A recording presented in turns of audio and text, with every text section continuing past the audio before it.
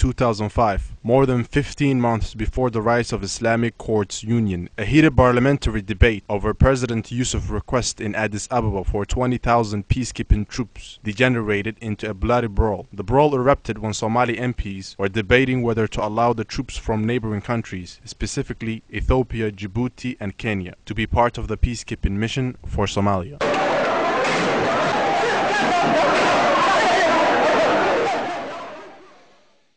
Mogadishu has been reduced to rubble by a 16-year cycle of conflict involving local warlords and sharp U-turns in American foreign policy. First, the Americans intervened but clashed with the warlords. Then after 9/11, they decided to hire some of them as bounty hunters chasing terror suspects. War-torn Mogadishu, Washington claimed, had become a haven for Al-Qaeda. By January this year, the residents of Mogadishu decided that they'd had enough and backed the Islamists to rise up and defeat the warlords.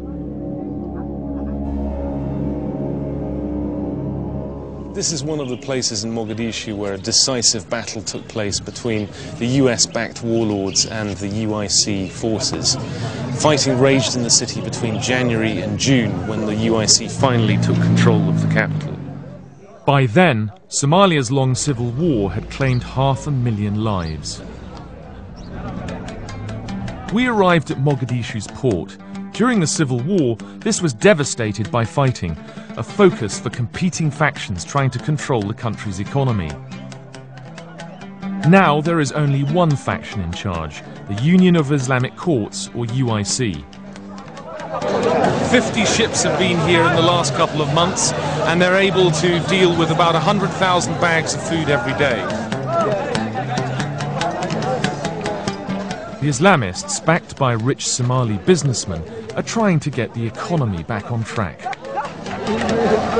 It's run by the Islamic courts, and you think that they're operating very well to get the country's economy working, do you? Yes, absolutely, 100%. That's very clear. There's not any doubt. So as a result, the Islamic courts are very popular because presumably the price of food is going down. Yeah, they are very popular. They are very popular. We discovered that the Shabab had arrested a gang of pirates on the high seas. These chaps with their heads bowed, looking rather sheepish, are the pirates. There are 8 of them. There was a firefight when the Islamic court militias boarded the ship that was carrying charcoal to the Gulf. And they very smartly went after the pirates, boarded the ship and brought them back to port. The militants are keen to show that they're capable of establishing law and order by ending all forms of banditry. This is a huge publicity coup for the Islamic court forces. There were 60 acts of piracy off Somali waters last year, making it the worst place in the world for piracy. Even leading officials from the Islamic courts had turned up to celebrate the arrests. Back in Mogadishu, for the first time in their lives, these kids are enjoying peace. But that might be short-lived as war and famine loom again. Why? The West refuses to engage with the Islamists despite their control of the capital. It has sided with the Ethiopian-backed government instead. Already, fighting has broken out on the front lines. Today, in this post-9/11 world, there's an Islamic revolution taking place here in Mogadishu. It was the Islamic courts, not the Americans or the United Nations, that ended the anarchy and began to re-establish the economy. But now Somalia sits at a crossroads, and there are fears of a fresh, terrible regional conflict. The capital of Somalia is becoming a ghost city as residents flee fighting between government forces backed by Ethiopian troops and fighters still loyal to the Islamic Courts Union. The United Nations says more than 320,000 people have fled Mogadishu in recent weeks. Many have no shelter and little or no access to water, food and medical care. Human rights workers say nearly 300 people have been killed in a week of fighting in the capital. As Mohammed Ado reports, it's all contributing to a humanitarian crisis. The suffering of the displaced is beyond description. With no proper shelter, women and children, some just days old, live under trees. The same missiles that sent them fleeing from the city are following them to their makeshift camps. They shelled us last night. The missile fell down there. we had to run away and seek cover elsewhere. We only came back much later. With no medical facility nearby, the sick have to live with the pain, and pregnant women have to deliver in the open. This woman is in labor. The only assistance she has is these women who have no medical experience. We are helpless. This woman is in labor. 5 babies have now been born and we can't get them to hospital. This mentally ill man has been chained to a tree. His relatives fear he will wander away and get lost. A sharp rise in incidents of rape have also been reported as marauding militiamen take advantage of the helpless women who have no protection. Helpless as they are, they still...